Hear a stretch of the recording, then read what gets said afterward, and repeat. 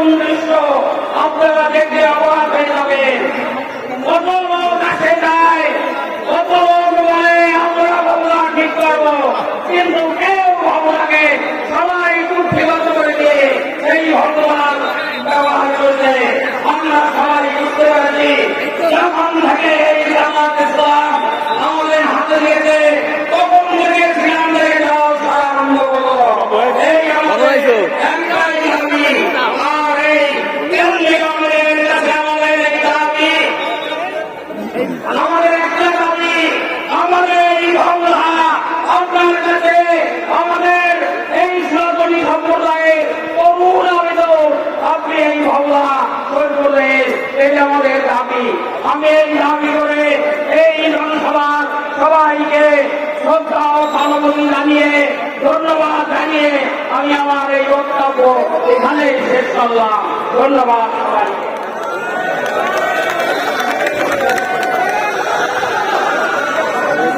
সংগ্রামী ছাত্র বন্ধুগণ, আজকের এই ঐতিহাসিক জনসভায় মঞ্চে আসন গ্রহণ করছেন বাংলাদেশ জামাত ইসলামীর নির্বাহী পরিষদ সদস্য সংগ্রামী জননেতা জনাব মোবারক হোসেন।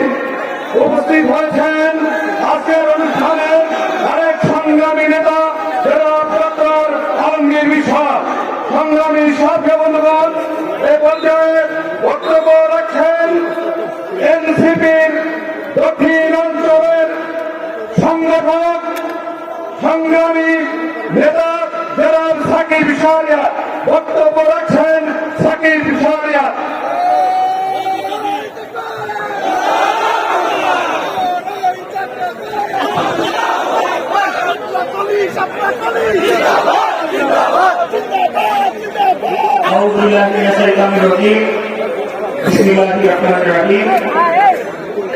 বাংলাদেশ জামাত ইসলামী যশোর জেলায় কিন্তু আজকের এই নির্বাচনী জনসভায় উপস্থিত হবেন জামাত ইসলামীর সম্মানিত আমির মোহতারাম আমির জামাত।